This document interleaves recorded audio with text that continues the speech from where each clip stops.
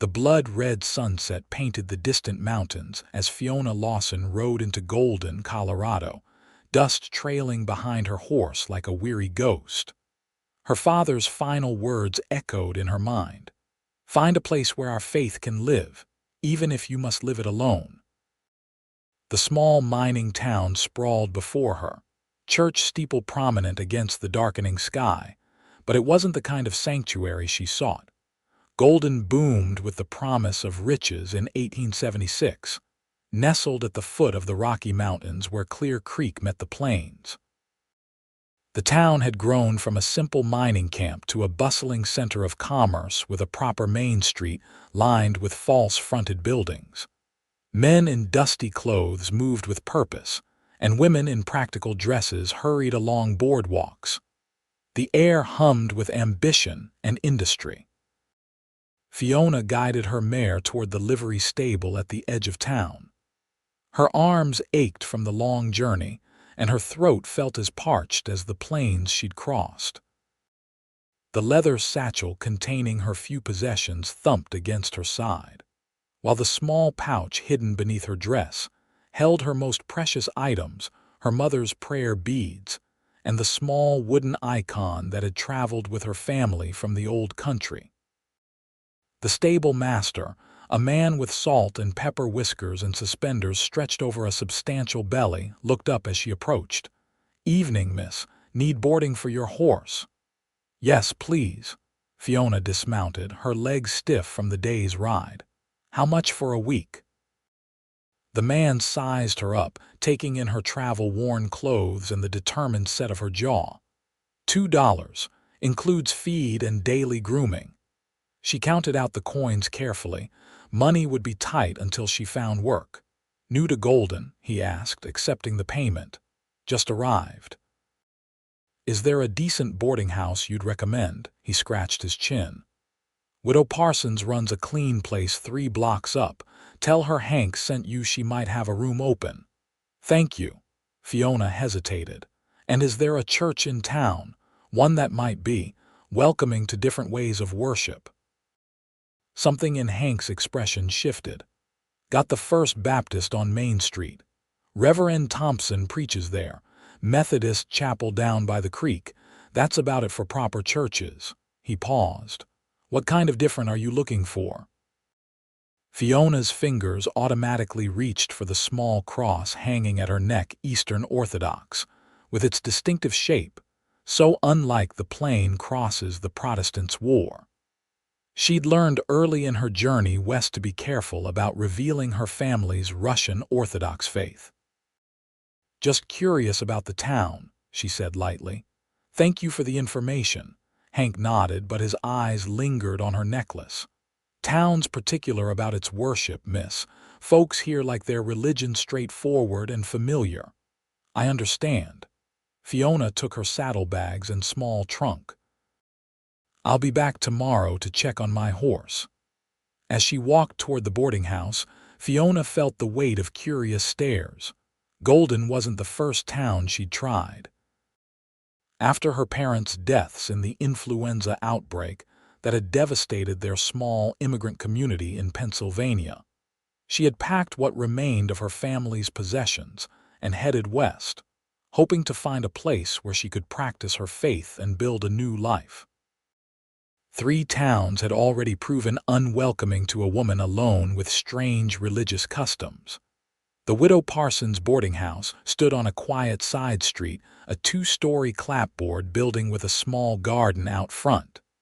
A sign in the window announced rooms for respectable persons. Fiona straightened her back and climbed the porch steps. The widow was a thin woman with sharp eyes and a perpetual frown.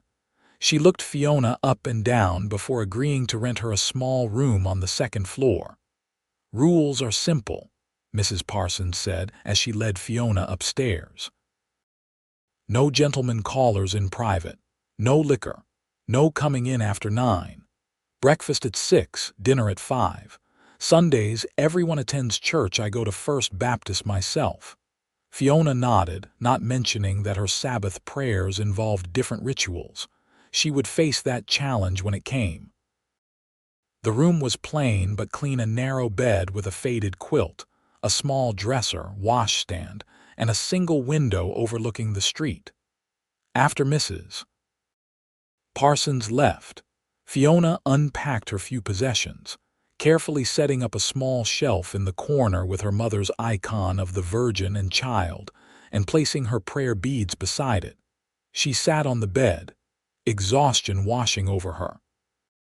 Tomorrow she would look for work and begin to learn about this new place. Perhaps here, at last, she could find acceptance. Dawn broke with the distant sound of mining operations already underway. Fiona dressed quickly in her best skirt and blouse, pinning her dark hair neatly beneath a modest bonnet. She tucked her mother's small prayer book into her pocket, a comfort more than anything else, as it was written in Russian, which she could read but only partially understand. After a breakfast of porridge and strong coffee among the other boarders, mostly quiet men who worked at the nearby smelter, Fiona set out to explore Golden. The morning air was crisp with the promise of another hot day. The town bustled with commerce, general stores, a bank, several saloons despite the early hour, a dressmaker's shop, and offices for mining concerns. She stopped first at the Mercantile, where a handwritten sign in the window announced assistant needed. The shopkeeper, Mr. Jenkins, was hesitant when she inquired. "You have experience with keeping accounts, miss?" he asked, eyeing her doubtfully. "My father ran a small shop. I helped with his books and served customers since I was 12, Fiona replied. "And where are you from?" "Your accent is different. Pennsylvania most recently." "My parents came from Russia before I was born." His expression cooled. "Russians, eh? We don't get many of your kind out here." "I was born in America, sir," she said evenly. "I'm as American as anyone." "Be that as it may, I've already got someone in mind for the position." He turned away, making it clear the conversation was over. The pattern repeated at the dressmaker's shop and the hotel. No one said outright they wouldn't hire her because she was foreign, but Fiona recognized the look that came into their eyes when they heard her speak or noticed her slightly different appearance. By midday, discouraged but not defeated, she paused near the creek that ran through town. Several women were washing clothes, laughing and chatting. Children played nearby, splashing in the shallows. For a moment, Fiona felt the sharp sting of loneliness. In Pennsylvania, she'd had the community of other Russian families, people who shared meals and prayers and traditions. "You look like you could use some company." Fiona turned to find an older woman with kind eyes and silver-streaked hair watching her. She sat on a bench beneath a cottonwood tree, a basket of mending beside her. "I'm just catching my breath," Fiona said. "It's been a long morning." "You're new to town. I noticed you at breakfast at Sarah Parsons' place." The woman patted the bench beside her. "I'm Martha Williams, been in Golden since there was hardly more than tents and mud." Fiona sat gratefully. "Fiona Lawson. I arrived yesterday.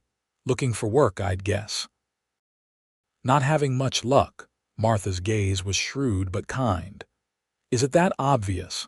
This town can be set in its ways, especially with newcomers who seem—" She paused. "Different." Fiona's hand went to her cross again, a habit she couldn't seem to break. Martha noticed. "That's an unusual cross." "Orthodox, isn't it?" Surprised, Fiona nodded. "Russian Orthodox. My parents brought their faith with them when they came to America." Martha smiled. "My late husband traded with Russians up in Alaska Territory years ago. He always spoke highly of their hospitality and devotion." For the first time since arriving, Fiona felt a glimmer of hope. Most people here seem less understanding, give them time, or don't some folks never change? Martha picked up her mending again. "Meanwhile, if you need work, my friend Ruth runs the bakery on Pine Street. Her helper just left to get married.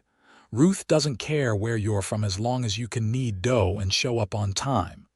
"Thank you," Fiona said earnestly. "I'll go there right away." Ruth Baker lived up to her surname, a plump woman with flour perpetually dusting her apron. She ran the town's busiest bakery with cheerful efficiency. She asked few questions beyond whether Fiona could start at 4 the next morning, and seemed satisfied with Fiona's assurance that she had helped her mother bake bread since childhood. "Pays fair $3 a week to start, more if you prove yourself," Ruth said. "It's hard work, but I treat my help right. You'll get Sundays off for church, of course." Fiona hesitated. "About that, I should mention my religious observances are a bit different." Ruth waved a floury hand.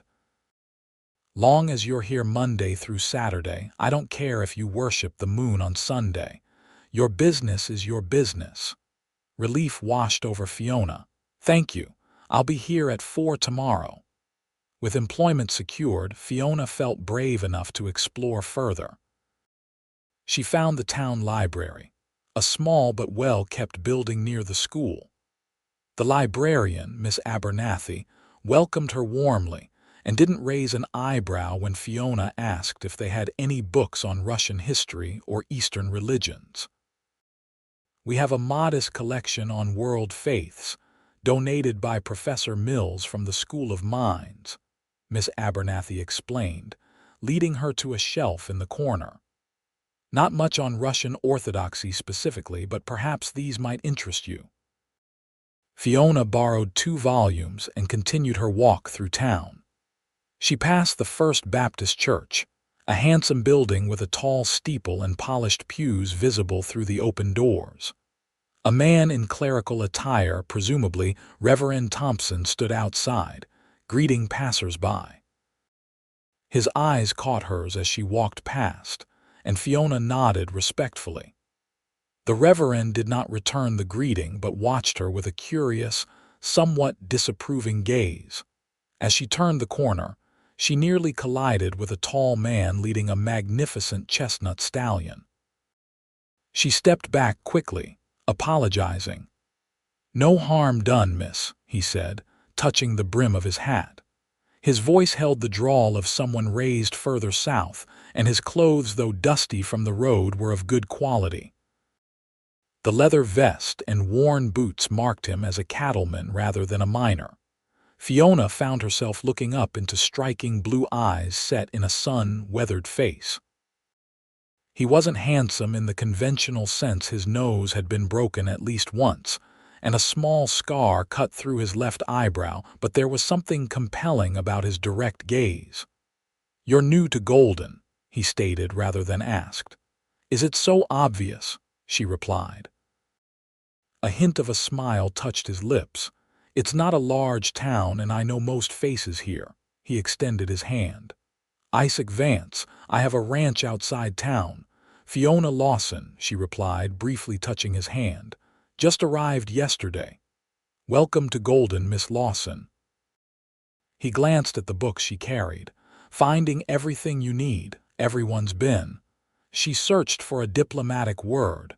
"Interesting to meet." Isaac chuckled, a warm sound that transformed his serious face. "That's one way to put it. Golden has its characters, that's certain." A shout from down the street interrupted them, another cowboy waving to Isaac from the direction of the general store. "Duty calls," Isaac said. "Perhaps we'll cross paths again, Miss Lawson."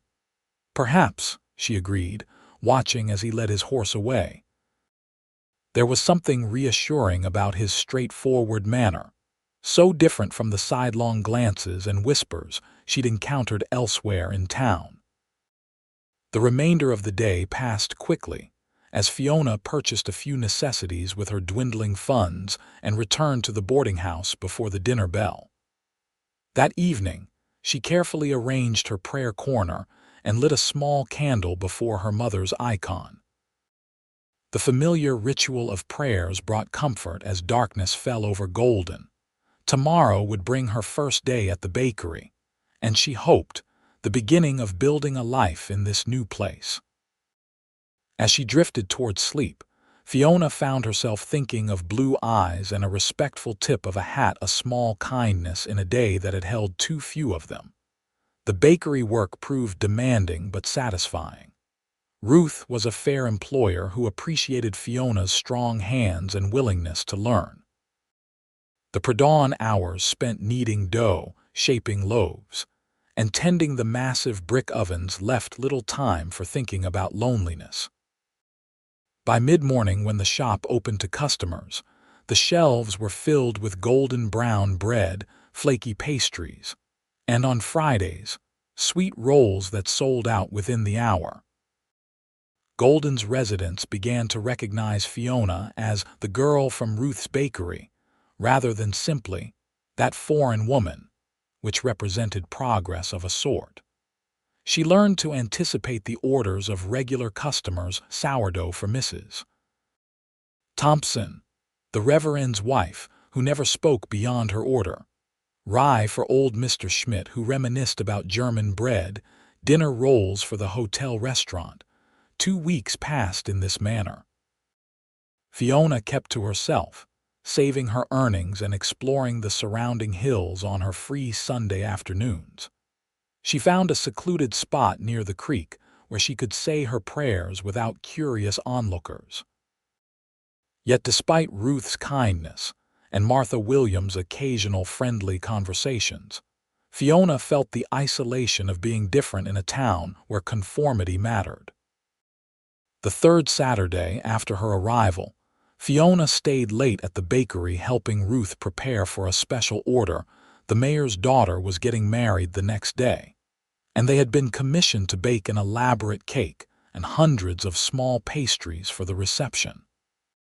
It was nearly dusk when Fiona finally left, her arms aching and flour dusting her clothing despite her apron. The streets were busy with Saturday night revelers heading to saloons and the respectable town folk completing their weekend shopping. As she passed the alley beside Dawson's saloon, a group of miners spilled out, laughing raucously. One of them spotted her and nudged his companions. "Well, look here, it's the Russian girl," he called, his words slurring slightly from drink. "Don't you know it's dangerous for foreign spies to be out after dark?" Fiona quickened her pace, keeping her eyes forward. "Hey!" Another man stepped into her path. "I'm talking to you. They say you worship idols and pray to dead people. That true?" "Please let me pass," Fiona said firmly, though her heart pounded. "I'm expected at my boarding house." "We don't like your kind much around here," the first man said, moving closer. "Bringing your strange ways, corrupting decent American, that's enough, Lawson." The commanding voice came from behind her. Fiona turned to see Isaac Vance standing there, his stance casual but his eyes hard. "This ain't your business, Vance," the miner named Lawson growled. "I'm making it my business." Isaac stepped forward. "Miss Lawson is trying to get home. You and your friends are blocking her way." "She's one of them Russian Orthodox," another miner chimed in.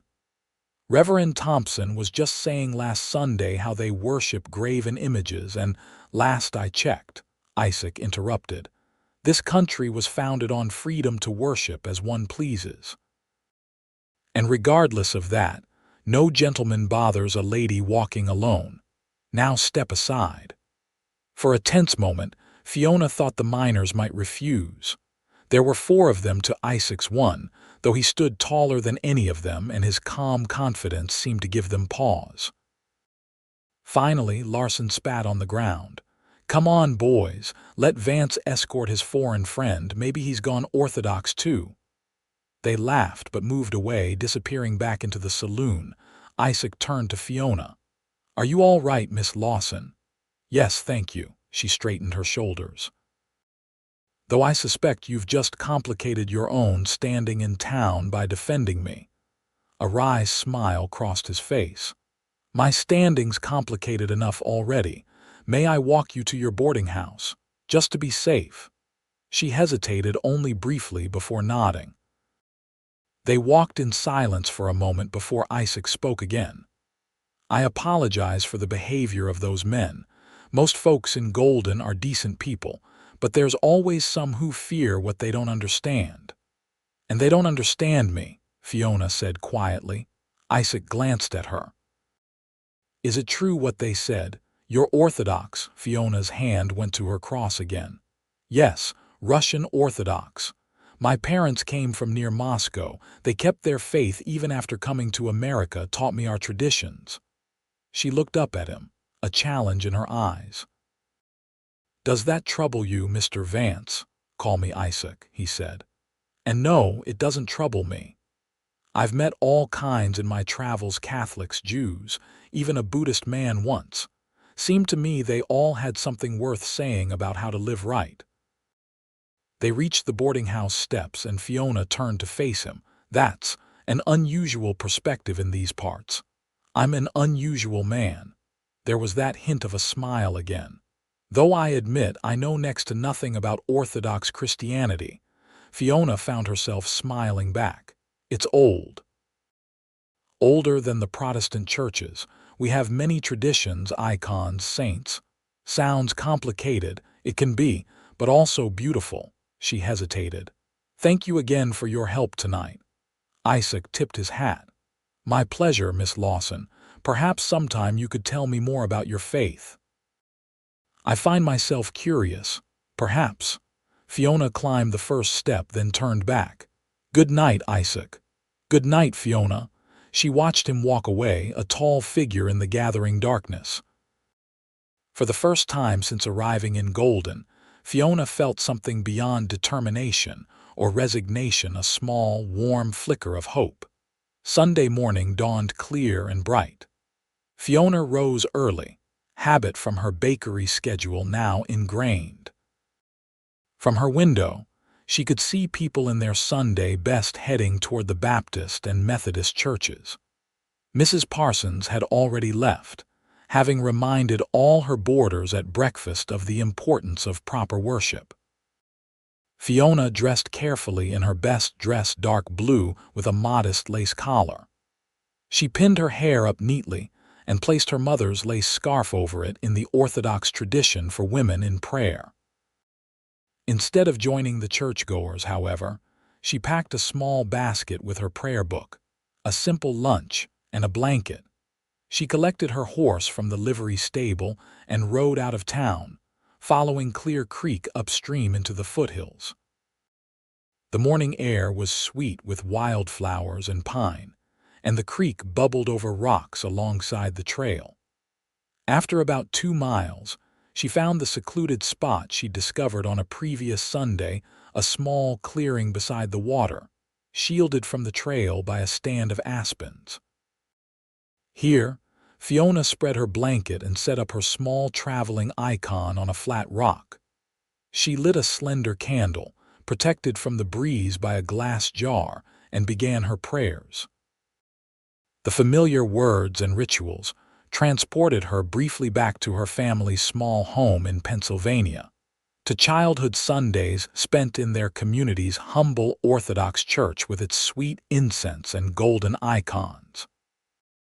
She was so absorbed in her devotions that she didn't hear the approaching horse until it was quite close.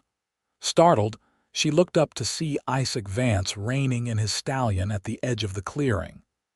I apologize for intruding, he said quickly, staying mounted. I was riding upstream and saw smoke, thought it might be a campfire left untended. Fiona stood, self-conscious in her prayer scarf, just a candle for prayers. Isaac's gaze took in the small icon, the open prayer book, her posture. This is your church then, out here? For now. Until I find somewhere more suitable. She lifted her chin slightly. The town churches don't exactly welcome Orthodox worship. He dismounted, tethering his horse to a nearby aspen.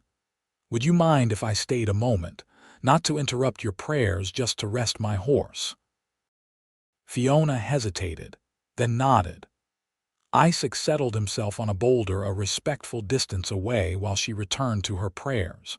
She was acutely aware of his presence, but his silence was neither judgmental nor intrusive. When she finally closed her prayer book and extinguished her candle, she found him gazing at the creek, seemingly lost in thought. "Thank you for your patience," she said, removing her scarf and beginning to pack up her things. "Thank you for allowing me to share your sanctuary." Isaac looked around the peaceful clearing. "It's a fine place for contemplation. It reminds me of a spot near our home in Pennsylvania.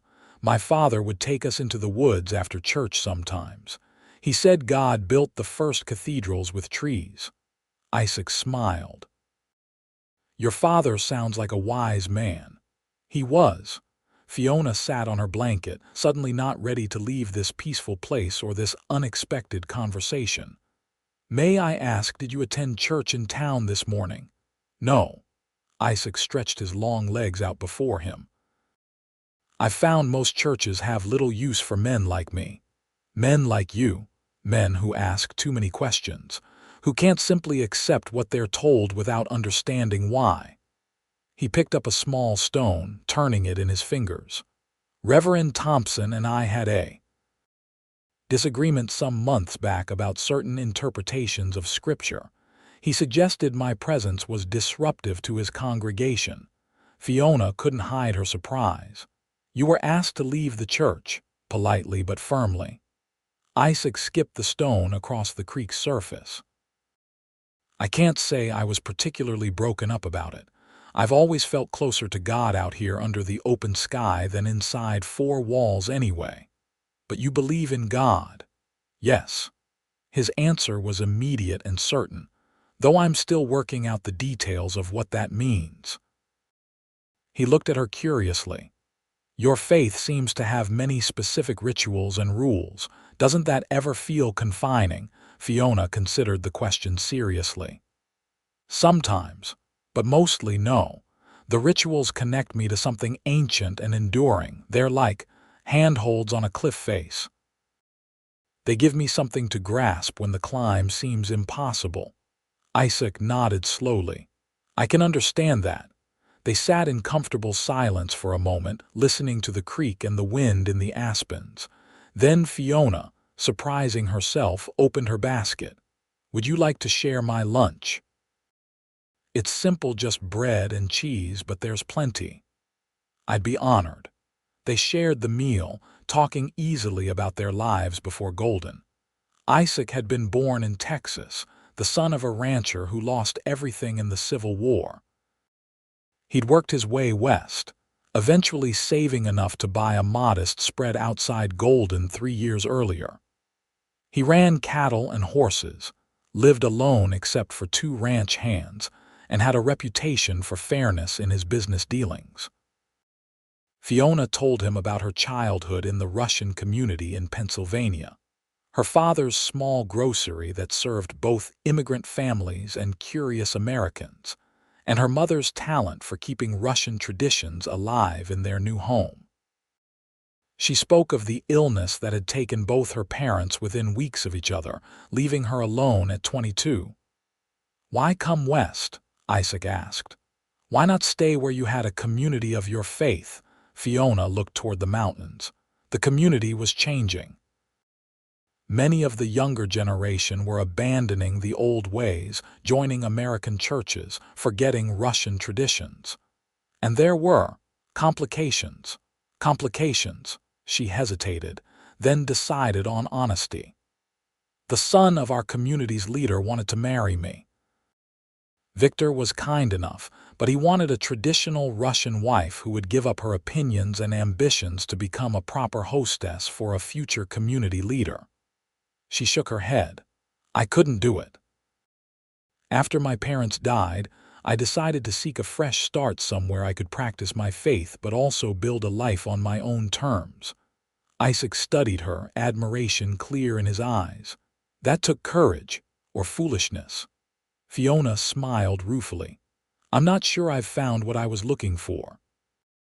"Don't give up on Golden yet," Isaac said. "The town has its flaws, but there are good people here too." As the afternoon lengthened, they reluctantly packed up their things. Isaac insisted on escorting Fiona back to town, though they parted ways before reaching the main street. "Thank you for sharing your Sunday with me," he said as they prepared to go their separate directions. "It was nice to have company," Fiona admitted. "I've been rather solitary since arriving." Isaac hesitated, then asked, "Would you perhaps like to ride out to my ranch next Sunday?" "After your prayers, of course. I could show you some of the country beyond town, and you'd be welcome to join me for dinner afterward." Fiona felt her cheeks warm. "I'd like that very much." "I'll meet you here at the trailhead at noon, then." He tipped his hat. "Until then, Miss Lawson." "Until then, Mr. Vance." As Fiona returned to her boarding house, she realized she was smiling, truly smiling for the first time in months. Perhaps Golden had something to offer her after all. The week passed in a blur of pre-dawn baking and growing confidence in her work. Ruth praised her cinnamon rolls as the best this side of St. Louis, and increased her wages by 50 cents. Fiona began to recognize regular customers, even exchanging pleasant conversation with some who initially had been cool toward her. Martha Williams continued to be a friendly presence, occasionally stopping by the bakery with her mending and staying for a cup of tea. Not everyone warmed to her, of course. Reverend Thompson crossed the street when he saw her coming, and several prominent church ladies made a point of examining her baked goods with suspicion before purchasing them, as if Orthodox beliefs might somehow contaminate the dough. But these slights bothered Fiona less as the week progressed and her anticipation for Sunday grew. She found herself watching the door of the bakery, hoping Isaac might stop in, though he didn't appear. "You're looking cheerful today," Ruth commented on Saturday as they closed up shop. "Been here almost a month now, starting to feel at home." "Perhaps," Fiona admitted. "Golden has its charms." Ruth gave her a knowing look. Would one of those charms happen to be about 6 foot tall with a ranch west of town? Fiona nearly dropped the tray she was carrying. "I beg your pardon. Martha Williams mentioned she saw you riding back to town with Isaac Vance last Sunday. Said you both looked mighty pleased with yourselves." "We merely happened to encounter each other while I was out riding," Fiona said, trying to sound nonchalant. Ruth chuckled. "Well, Isaac's a good man. Keeps to himself mostly, but fair and honest in his dealings. Hasn't shown interest in any woman since he came to town, far as I know." "We're just acquaintances," Fiona insisted, though her burning cheeks likely told a different story. "If you say so, dear." Ruth patted her shoulder. "Just be careful. Not everyone in town would look kindly on such an acquaintanceship, him being one of our most prosperous ranchers and you being, well, foreign, different." Fiona's smile faded. "People can be small-minded," Ruth said gently. "But don't you let that stop you from finding happiness where you can." Sunday couldn't come quickly enough. Fiona woke early, completed her prayers in her room rather than riding out to the clearing, and spent more time than usual preparing for the day. She chose her green dress, the one that brought out the color of her eyes, and arranged her dark hair in a style that was neat but softer than her usual severe bun. At noon, she rode to the trailhead where Isaac waited, mounted on his chestnut stallion.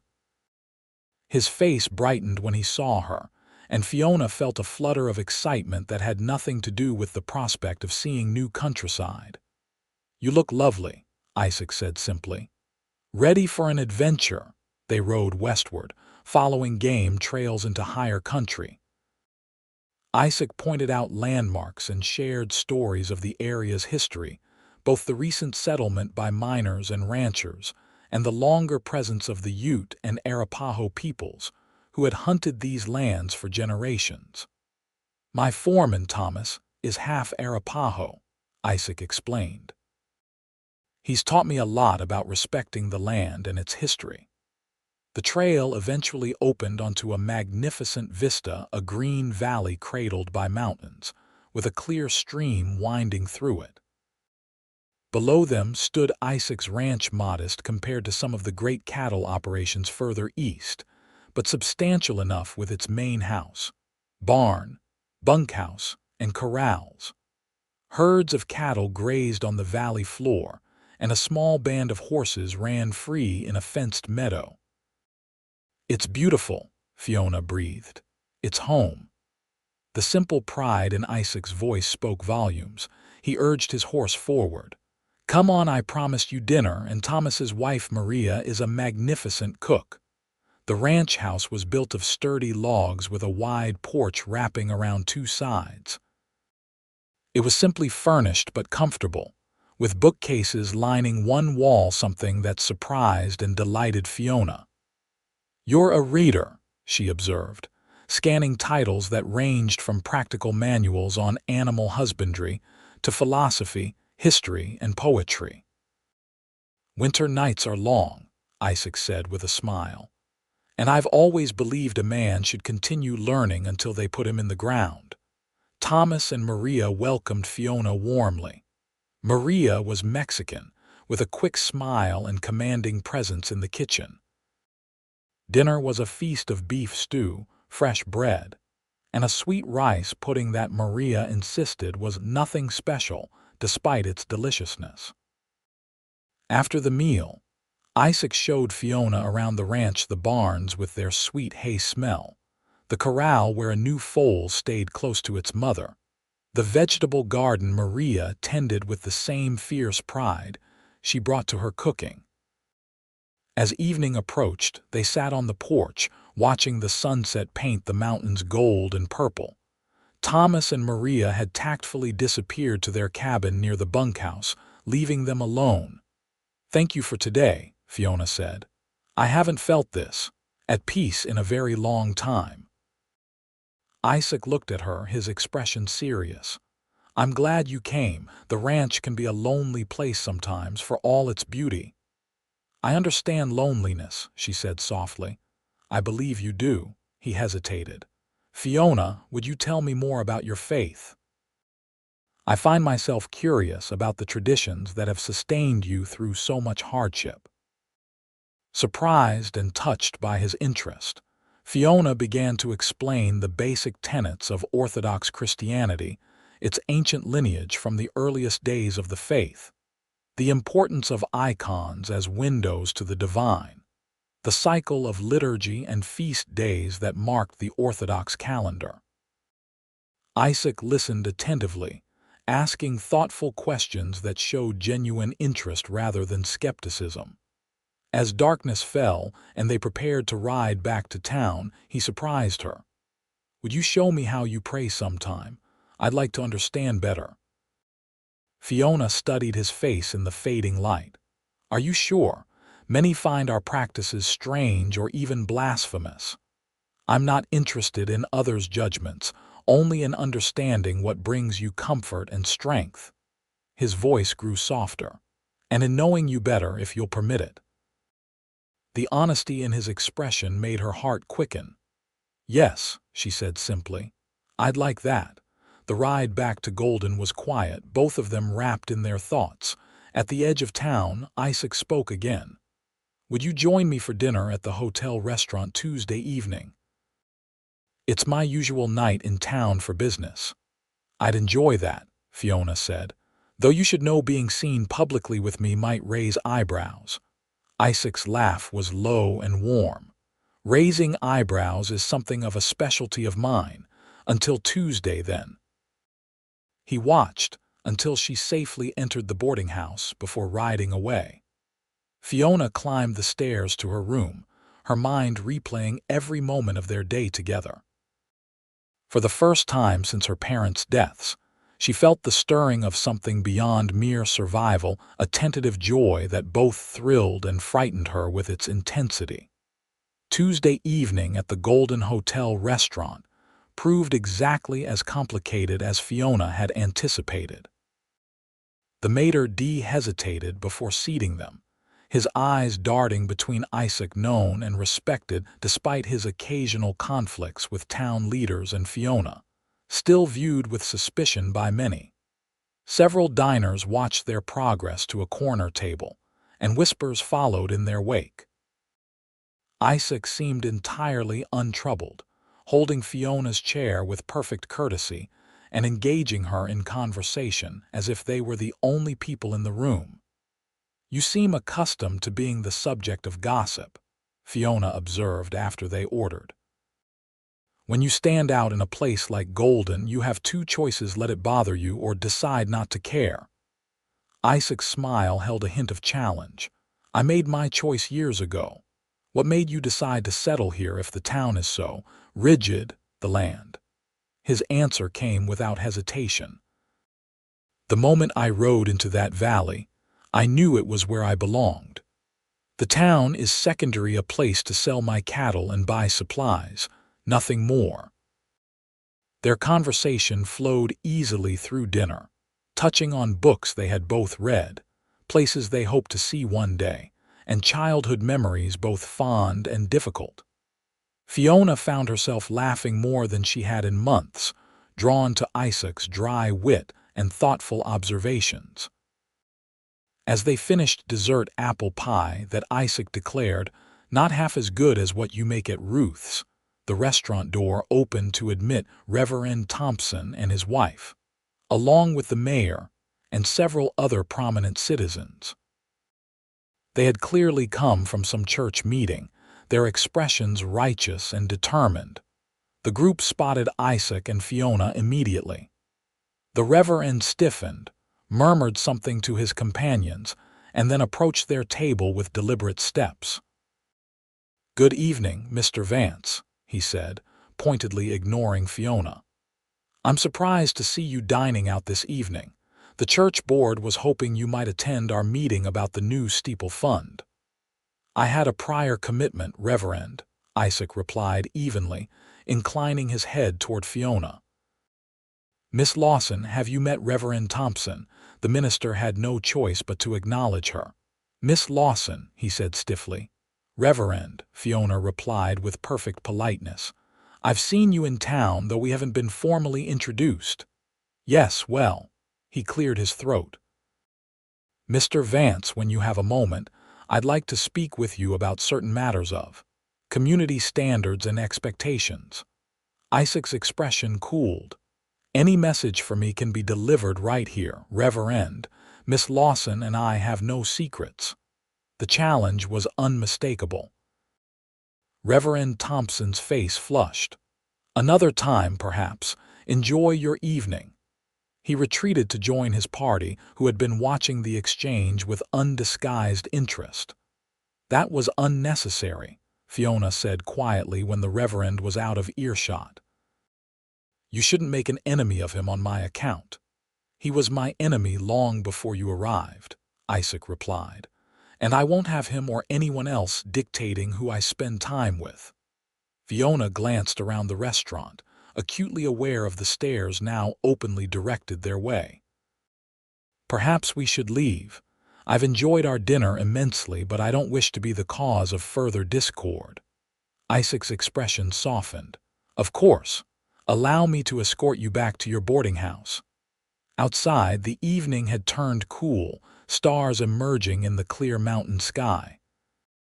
They walked slowly, neither eager for the evening to end despite the uncomfortable scene in the restaurant. "I apologize for the Reverend's behavior," Isaac said as they approached the boarding house.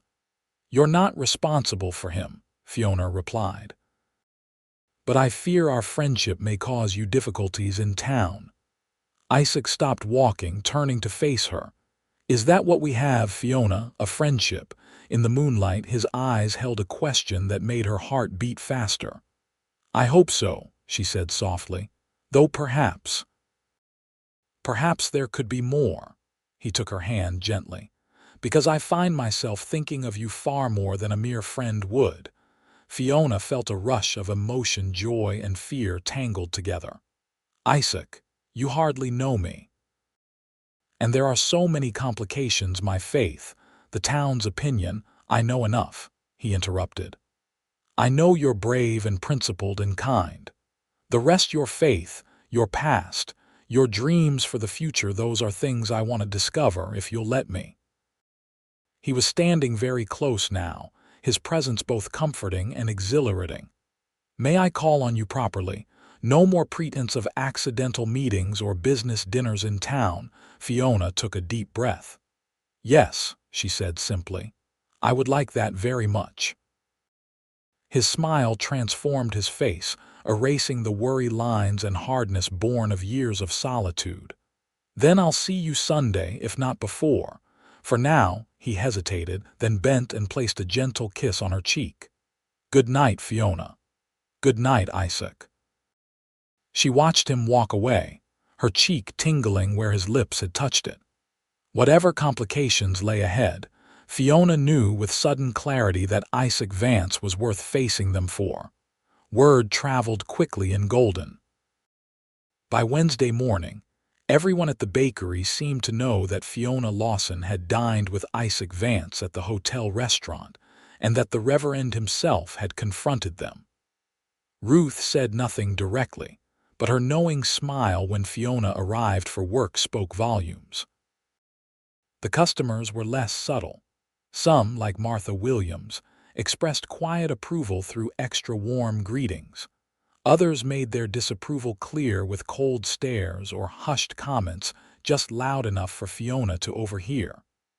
"Can't understand what Vance sees in her kind. Foreign notions and strange religion. Heard she keeps idols in her room at the boarding house." Fiona maintained her dignity throughout, serving each customer with the same polite efficiency regardless of their attitude. Only once did she falter when Mrs.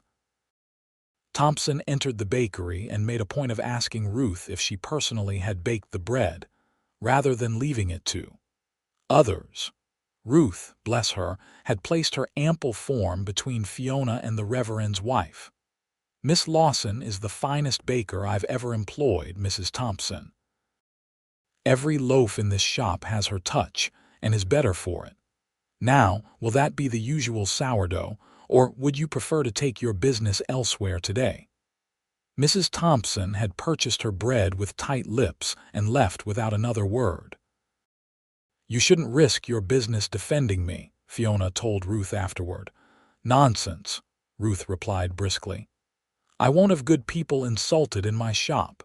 Besides," she added with a wink, "half the women in town are secretly envious that you've caught Isaac Vance's eye.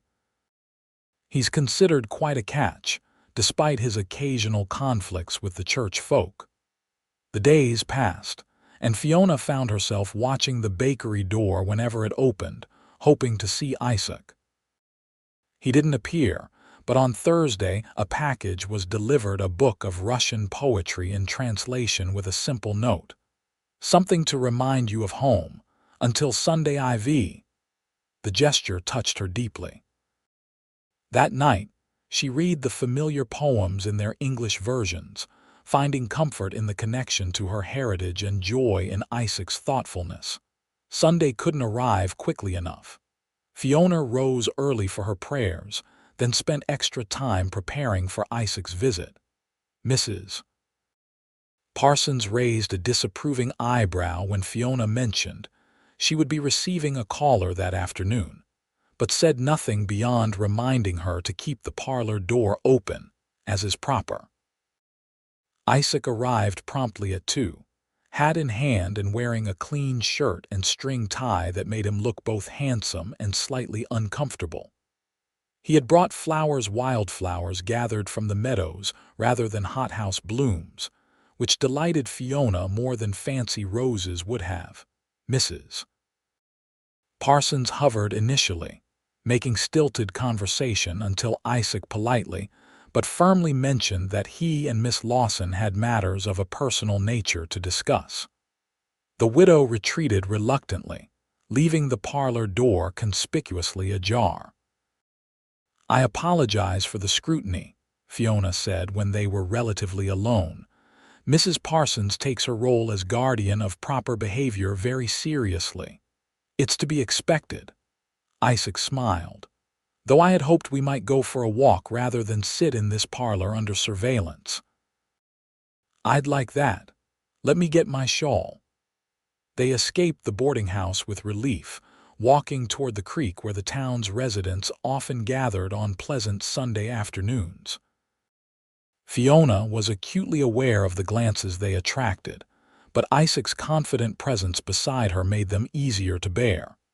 They found a relatively private spot on a bench beneath a cottonwood tree, the burbling creek providing a pleasant soundtrack to their conversation. For a while they spoke of inconsequential things: the weather, a new foal born at Isaac's ranch, the success of Fiona's cinnamon rolls at the bakery. Finally, Isaac turned the conversation to more serious matters. "There's something I need to tell you, Fiona, about why I left the church here." She looked at him curiously. "You mentioned a disagreement with Reverend Thompson." "It was more than a disagreement." Isaac's expression grew somber. "When I first came to Golden, I attended services regularly. I even joined the church council briefly. But then a family arrived in town, the Wilsons. They were good people, hardworking. But Mrs. Wilson was Catholic, and her husband allowed her to raise their children in her faith." He paused, his jaw tightening at the memory. "Reverend Thompson began preaching against foreign influences and papist corruption. He never named the Wilsons directly, but everyone knew. Their business suffered. Their children were excluded from school activities. Eventually, they left town." "That's terrible," Fiona said softly. "I confronted Thompson privately at first, then publicly when he wouldn't listen. Quoted scripture about loving thy neighbor and judge not lest ye be judged."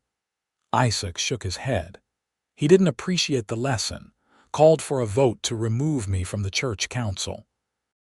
Most supported him not because they agreed, I think, but because it was easier than standing against him. "And you stopped attending church?" "Yes, I couldn't sit and listen to a man preach love while practicing intolerance." He looked at her intently.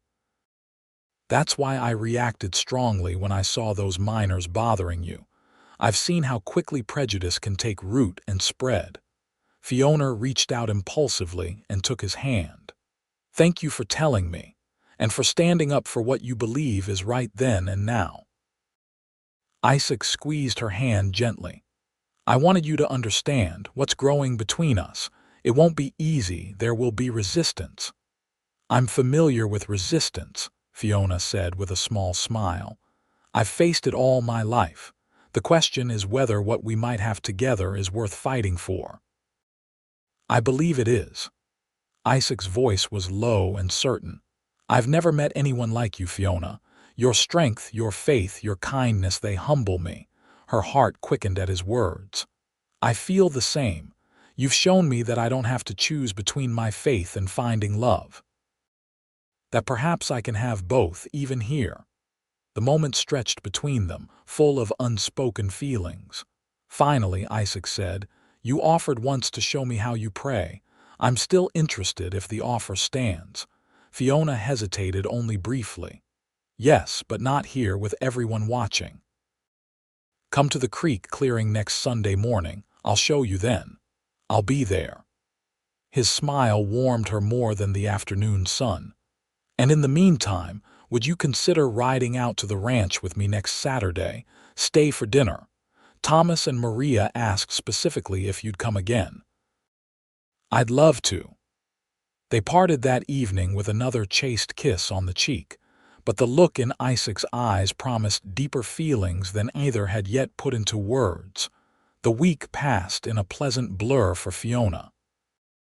Isaac came to town twice, once ostensibly to order supplies, but managing to spend an hour at the bakery sampling pastries and talking with Fiona during a quiet period, and once to formally escort her to dinner at the town's small Chinese restaurant, a place less frequented by the church crowd.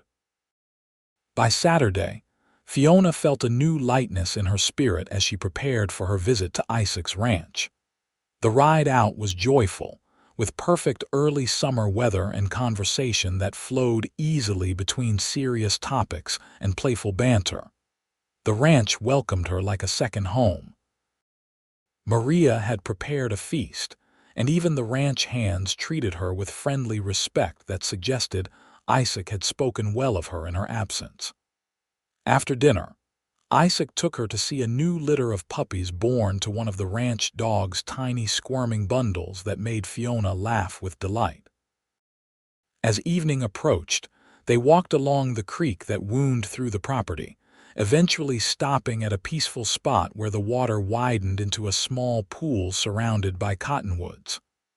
"I come here to think sometimes," Isaac said, helping her sit on a fallen log.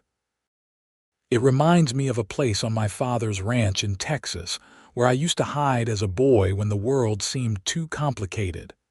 "It's beautiful," Fiona said, watching the last sunlight sparkle on the water. "Peaceful." Isaac sat beside her, his shoulder just touching hers. "Fiona, there's something I need to ask you, something important." She turned to look at him, suddenly nervous at his serious tone. "Yes. These past weeks, getting to know you, have been the happiest I can remember." He took her hand, his thumb gently stroking her palm. "I know it hasn't been long, but I feel like I've been waiting for you my whole life without knowing it." Fiona's breath caught. "Isaac, let me finish, please." His blue eyes held hers intently. "I'm not asking for any declarations or promises tonight. I just need to know if you might someday consider a future together, a life here at the ranch. I know your faith is important to you, and town life has its advantages that my isolated ranch doesn't offer. I would understand if—" Fiona stopped his words with a finger gently pressed to his lips. "Isaac Vance, are you trying to ask if I could be happy as a rancher's wife without actually asking me to marry you?" A flush crept up his neck. "I suppose I am. Doing a poor job of it too," she laughed softly. "Then let me answer the question you're not quite asking. Yes, I could imagine a future here. A happy one. My faith doesn't require churches built by human hands, it lives in the heart and in daily practice. And as for town life," she gestured around at the beautiful landscape, "this seems far preferable to the whispers and stares of Golden." Relief and joy transformed his face. "Truly, truly. Though I would miss Ruth and the bakery. You could still work there if you wished, or perhaps start your own bakery closer to the ranch someday." His enthusiasm made her smile. "The point is, whatever future we build would be ours to shape together. Your dreams matter as much as mine." The sincerity in his voice moved her deeply. "No man has ever said such a thing to me before." Isaac's expression grew serious again. "Tomorrow, you'll teach me about your prayers. Your faith.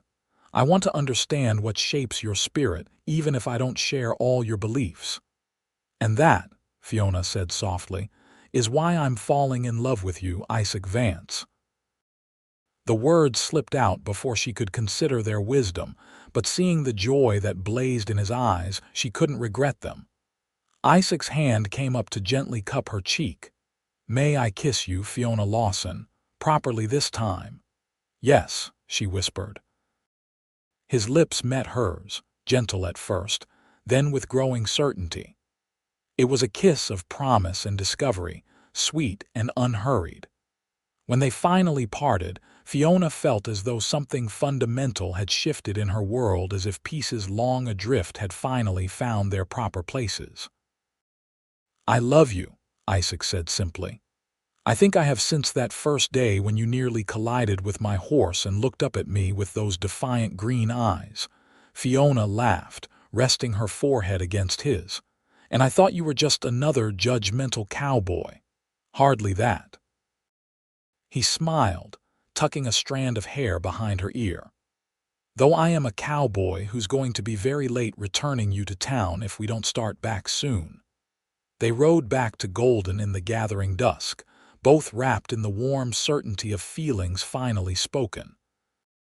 At the boarding house, their goodbye was lingering, with promises to meet at the creek clearing the next morning for Fiona's prayers. Sunday dawned clear and bright. Fiona packed her prayer items with special care, adding a few explanatory notes she had written to help Isaac understand the rituals. She arrived at the clearing early to set up her small altar on the flat rock icon, candle, prayer book, and the special prayer rope her grandmother had made.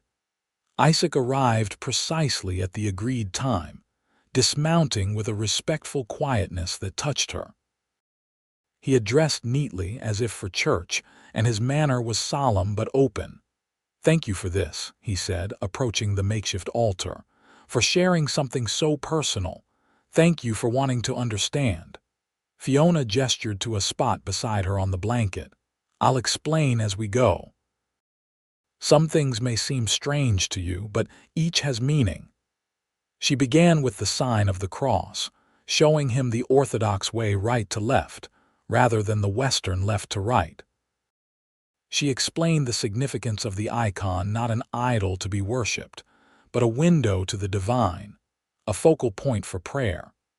Isaac watched and listened attentively as she demonstrated prostrations, the use of the prayer rope for the Jesus prayer, and the rhythm of Orthodox worship. When she sang a simple hymn in Church Slavonic, the ancient language of Russian Orthodox liturgy, his expression was one of wonder rather than judgment. Finally, she read translations of some key prayers, explaining their significance in the faith. Throughout it all, Isaac asked thoughtful questions that showed genuine interest rather than skepticism. When the prayers were complete, they sat quietly for a moment before Isaac spoke. "It's beautiful," he said simply. "Different from what I'm accustomed to, but I can feel the devotion in it. The connection to something ancient and enduring." Fiona felt a profound relief. Many find it too foreign, too elaborate. "It suits you," Isaac said. "Thoughtful, deep, connected to tradition while still vibrant and alive." He hesitated. "Would you teach me one of your prayers? Something simple that I could understand." Touched beyond words, Fiona nodded. "The Jesus prayer is at the heart of Orthodox practice. Lord Jesus Christ, Son of God, have mercy on me, a sinner." It's repeated like a meditation, often with a prayer rope to keep count. She held out her hand, showing him the simple knotted rope. Each knot represents a prayer. Isaac looked at the rope thoughtfully, then surprised her by bowing his head. "Teach me your prayers, Fiona, not because I'm converting, but because I want to understand what sustains you." With tears pricking her eyes, Fiona took his hands. "Repeat after me. Lord Jesus Christ, Son of God." Isaac followed her words, his deep voice giving the simple prayer a resonant quality that moved her deeply. They sat together in the dappled sunlight, heads bowed, as Fiona guided him through the rhythm of the prayer, the gentle counting of knots, the meditative repetition that brought peace. When they finished, Isaac raised his head, his expression thoughtful. "I feel centered, calm." "Is it always like this for you?" "Not always," Fiona admitted. "Sometimes it's a struggle, but at its best, yes, it brings peace and connection." Isaac took her hand, his calloused palm warm against hers. "Thank you for sharing this with me. Whatever path our faith takes us, I promise to respect and honor yours always." "And I yours," she replied softly. They sat together by the creek for hours, talking about faith and doubt, tradition and innovation, the complexities of building a life that honored both their beliefs. By the time they returned to town that afternoon, something profound had shifted between them, a deeper understanding that transcended romance, and spoke to the very foundations of who they were. The following weeks brought both joy and challenges. Isaac formally began courting Fiona, calling at the boarding house twice a week and escorting her to various town events. Their growing relationship became the subject of considerable gossip in Golden, with opinions sharply divided. Ruth and Martha Williams led those who supported the couple, defending them against criticism and welcoming them warmly when they appeared together. Others, particularly those in Reverend Thompson's congregation, were less accepting, whispering behind fans at social gatherings and occasionally making pointed remarks within earshot. One Wednesday evening in early July, Isaac escorted Fiona to a town concert in the small park.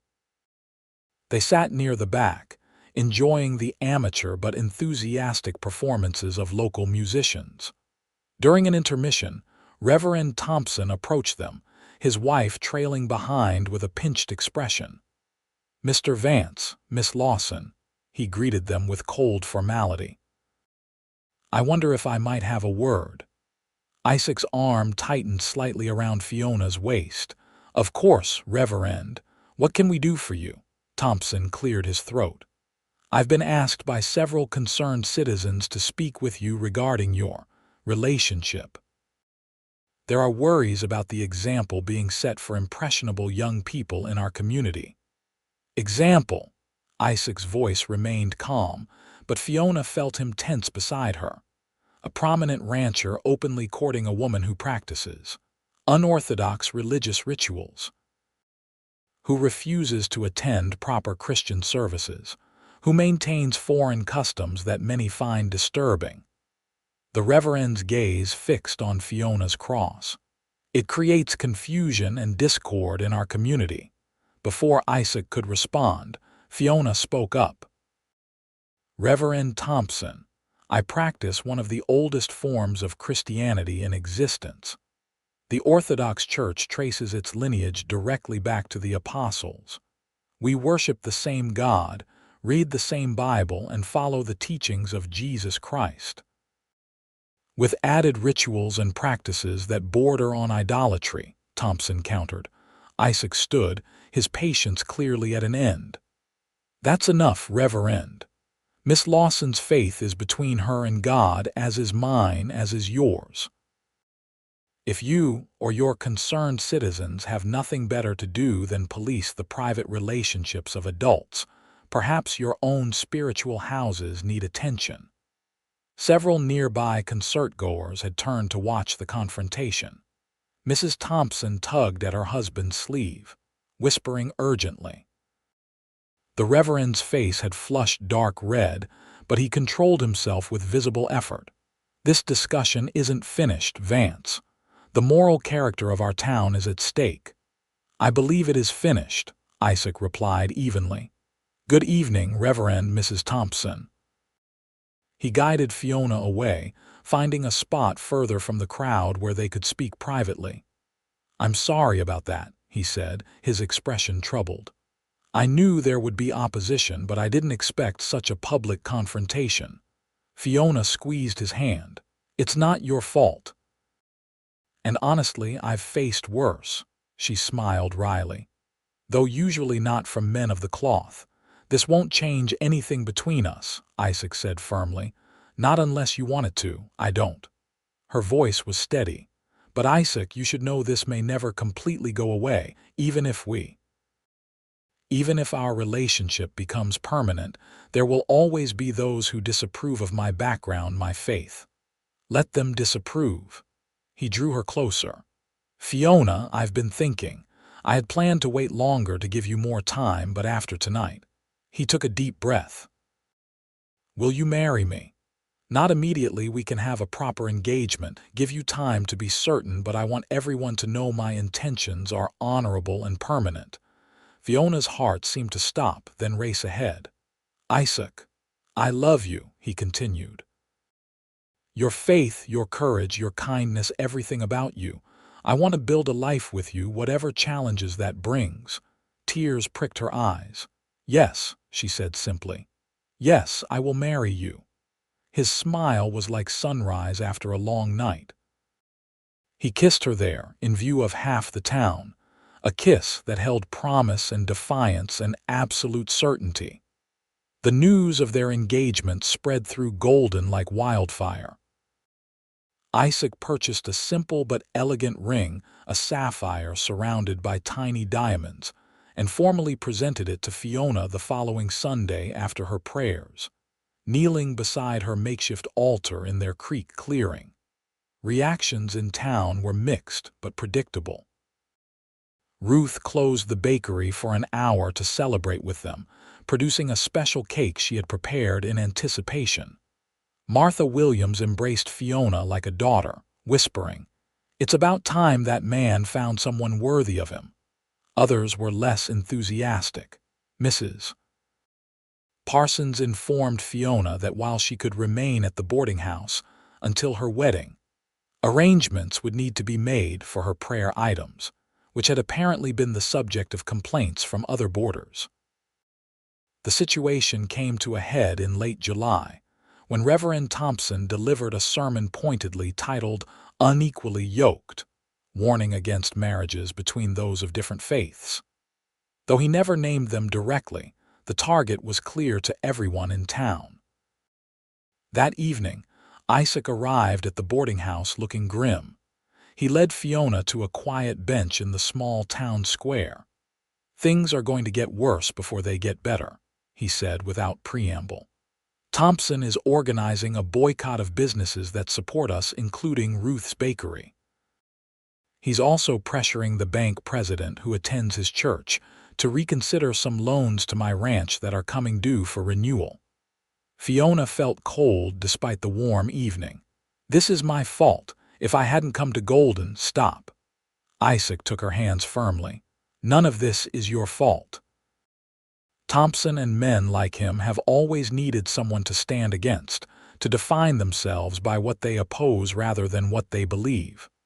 But Ruth is tougher than she looks and has the best baked goods in 3 counties.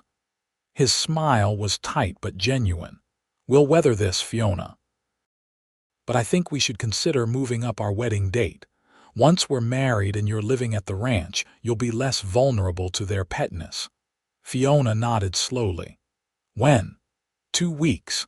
Time enough for proper preparations, but not so long that things can escalate further." He squeezed her hands. "Is that too soon? I don't want you to feel rushed." "No," she said with sudden certainty. 2 weeks is perfect." They settled on a simple ceremony at the ranch rather than in town. Judge Wilson from the county seat would perform the civil ceremony, and afterward, Fiona would say traditional Orthodox marriage prayers with Isaac beside her. The preparations passed in a whirlwind. Ruth insisted on baking the wedding cake, despite the growing boycott of her shop. Martha Williams helped Fiona alter a beautiful cream-colored dress she had found at the dressmaker's. Maria transformed the ranch house with flowers from the meadows and mountains. 2 days before the wedding, disaster struck. A fire broke out at Ruth's Bakery in the middle of the night, small but damaging, clearly set deliberately though no culprit was identified. The wedding cake, nearly finished and stored in the back room, was destroyed. Fiona was devastated when she heard the news, rushing to the bakery to find Ruth surveying the damage with stoic determination. "Don't you worry about the cake," Ruth said firmly when she saw Fiona's distress. "I'll start over. This won't stop your day from being perfect." But the boycott and now this. Fiona felt tears threatening. "Perhaps Isaac and I should leave Golden, start fresh somewhere else." "Nonsense." Ruth's voice was steel. "Running solves nothing, and you'd be surprised how many in town are on your side even if they've been quiet about it." That afternoon proved Ruth right. As word of the fire spread, people began appearing at the bakery, not the Reverend's followers, but others. The blacksmith's wife brought flour from her pantry. The seamstress donated sugar. The Chinese restaurant owner delivered eggs. By evening, Ruth had all the ingredients needed for a new wedding cake and a line of customers outside her door despite the boycott. The wedding day dawned clear and perfect. Fiona prepared at Martha's house in town, away from Isaac's eyes until the ceremony. The older woman helped her dress and arranged fresh wildflowers in her dark hair.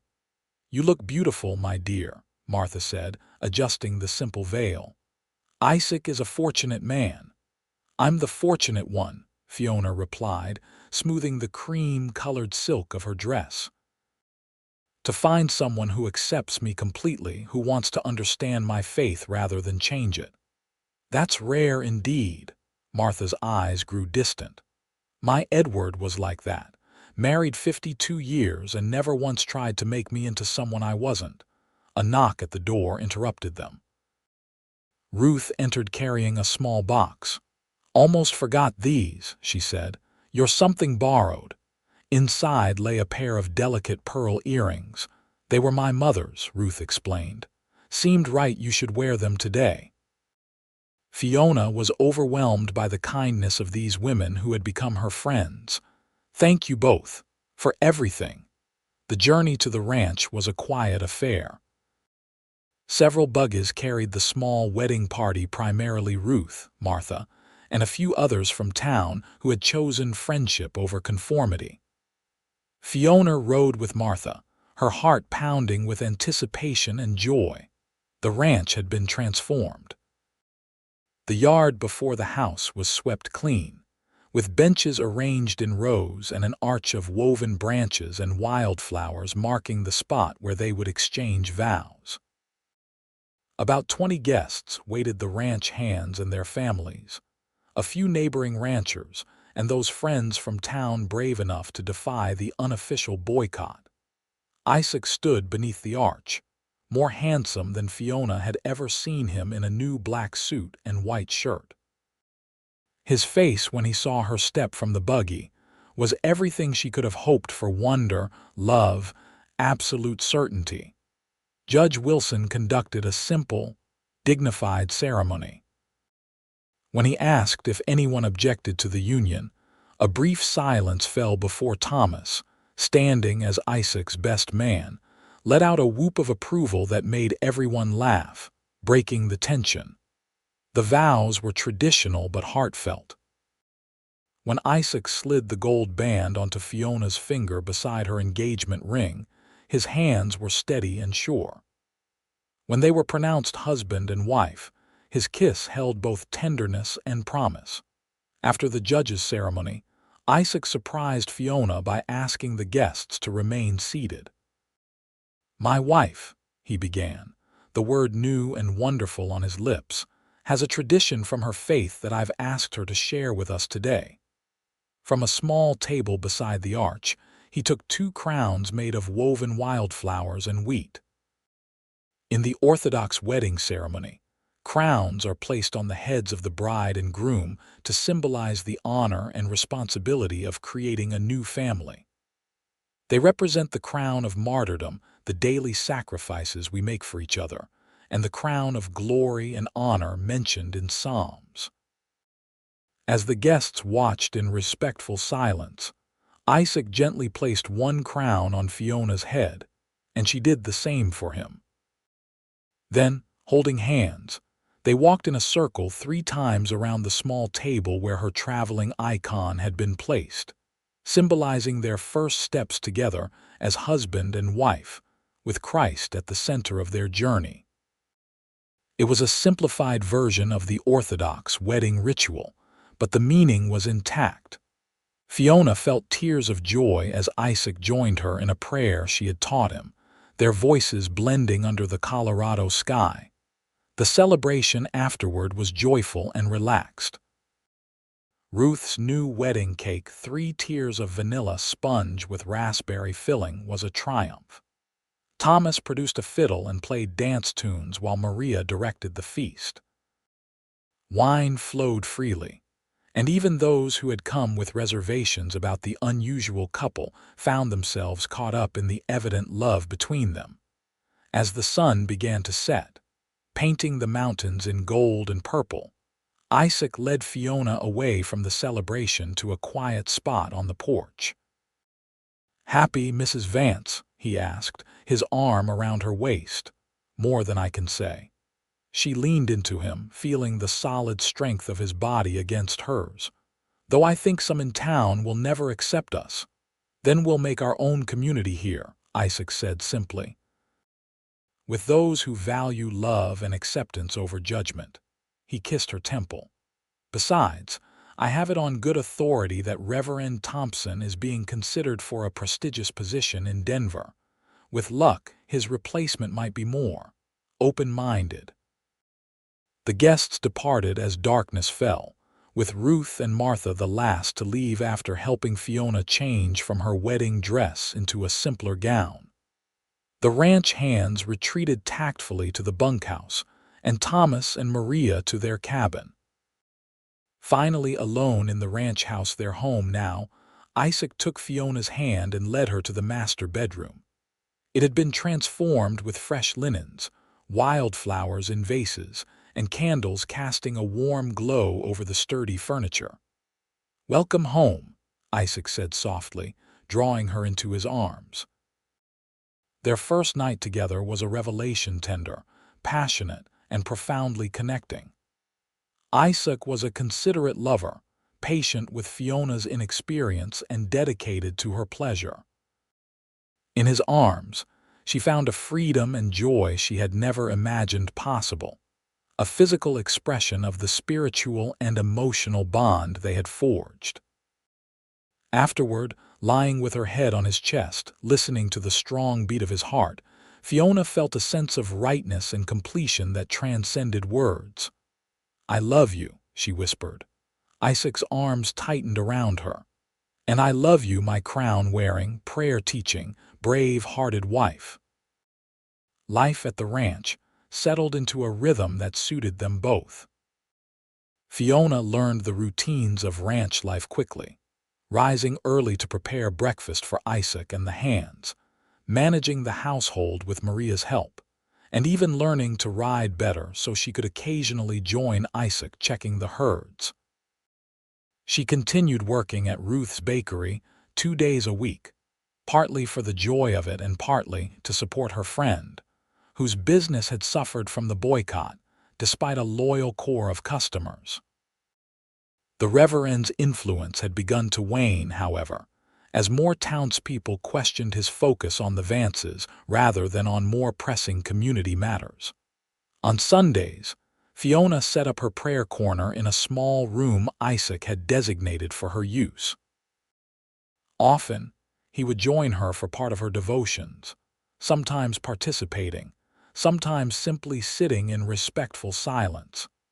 He had begun reading books on Orthodox history and theology, not converting but seeking understanding. In turn, Fiona joined Isaac for Bible readings and discussions where they explored faith together, finding common ground in core beliefs while respecting their differences in tradition and practice.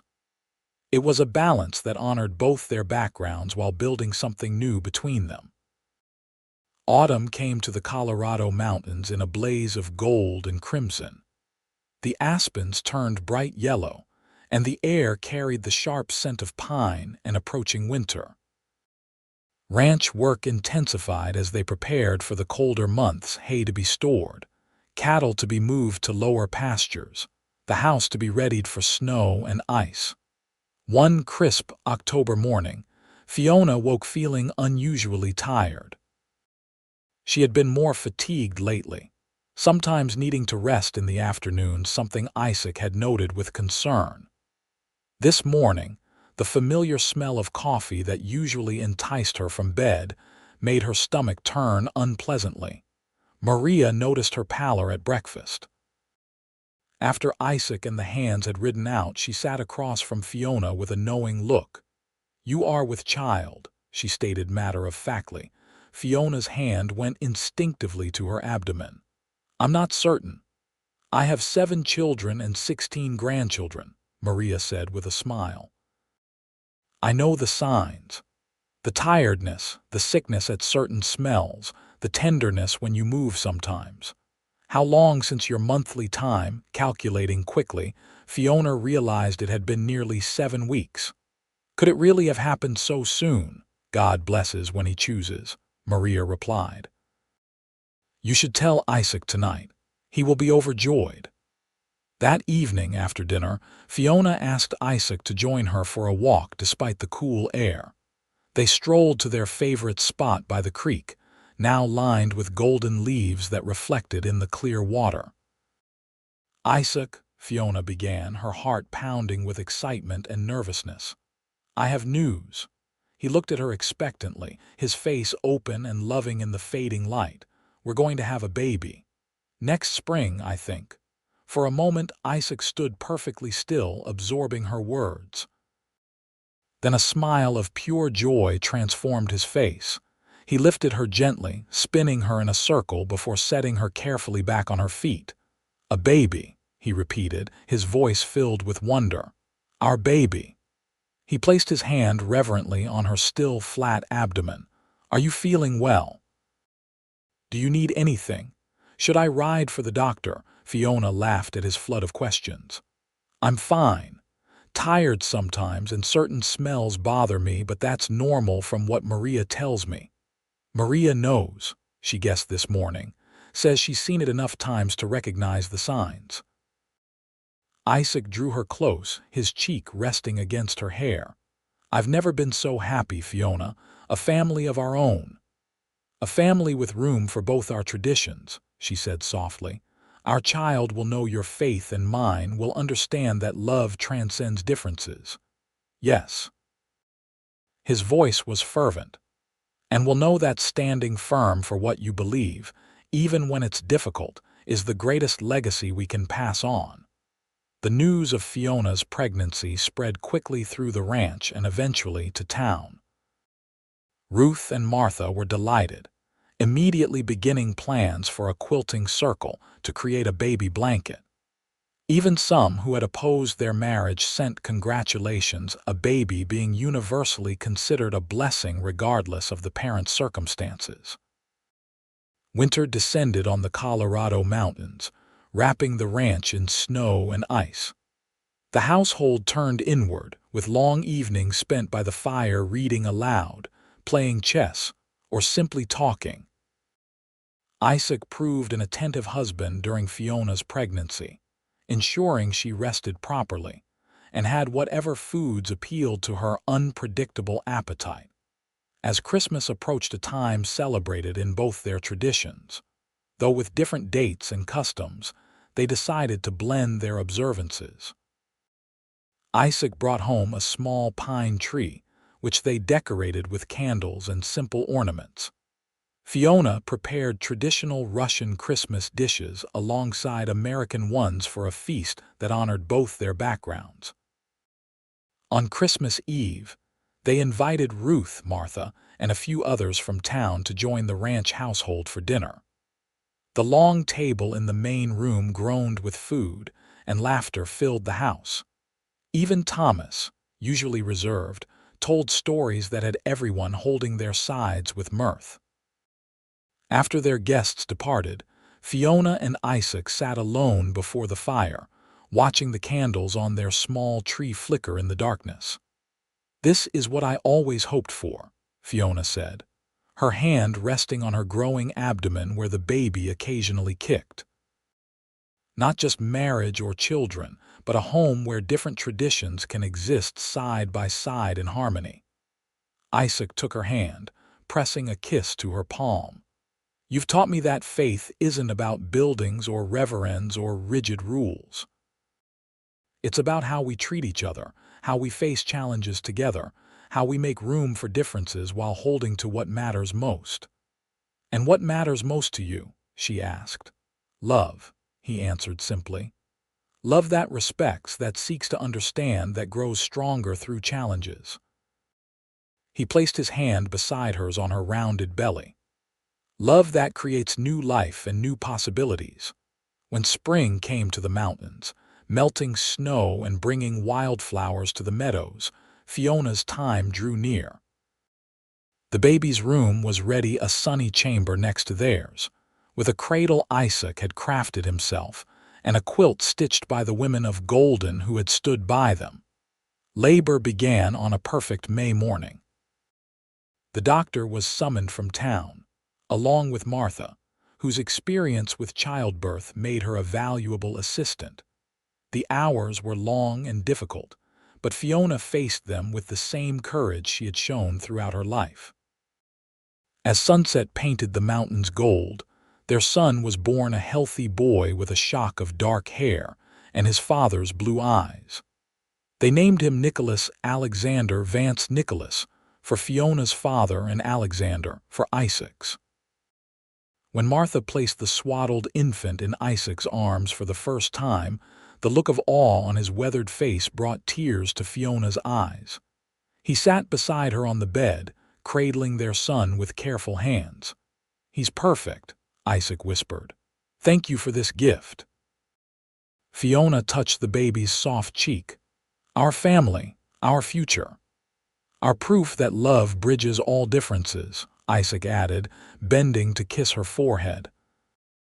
The traditional Orthodox blessing for a newborn child came naturally to Fiona's lips, and Isaac joined her in the final Amen, a moment that embodied everything they had built together.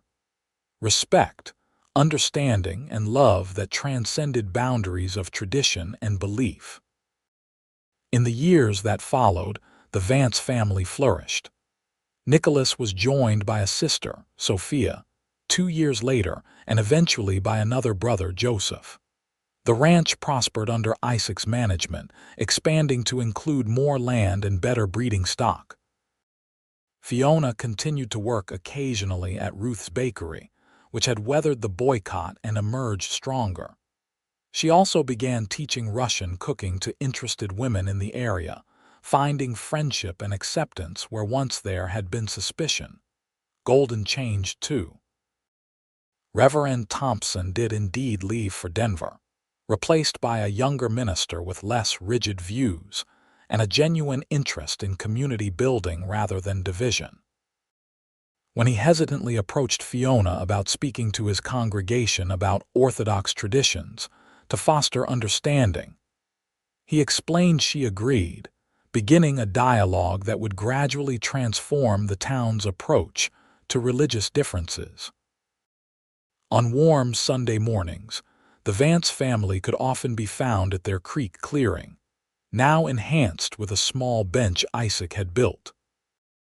There, Fiona would lead prayers while Isaac and the children participated in their own ways, Nicholas solemnly crossing himself in the Orthodox manner, Sophia carefully holding a candle, little Joseph playing quietly with prayer beads too big for his tiny hands. Afterward, they would picnic in the meadow, the children collecting wildflowers while Isaac and Fiona talked, their conversation flowing easily between practical ranch matters and deeper questions of faith and purpose. Sometimes they would simply sit in companionable silence, watching their children play and marveling at the life they had built together, a life that honored both their traditions while creating something new and beautiful that was uniquely their own. And in those moments, with the Colorado mountains rising around them and their family complete, both Isaac and Fiona knew with absolute certainty that they had found what most people spend a lifetime seeking: a love that respected differences, celebrated commonalities, and grew stronger with each passing day. For Isaac had kept his promise from that day long ago when he had first asked Fiona to teach him her prayers. He had not simply tolerated her faith, but had sought to understand it, to honor it, to make space for it alongside his own beliefs. And in doing so, he had given her the greatest gift possible: the freedom to be fully herself while being fully loved. In return, Fiona had shown Isaac that faith could be rich with tradition, yet adaptable to new circumstances, that ancient prayers could find meaning in the Colorado wilderness, and that love, when genuine and respectful, could indeed bridge all differences. Together, they had written their own love story, one that would be told in Golden for generations to come, a testament to courage, understanding, and the power of two people who refused to let others define the boundaries of their hearts.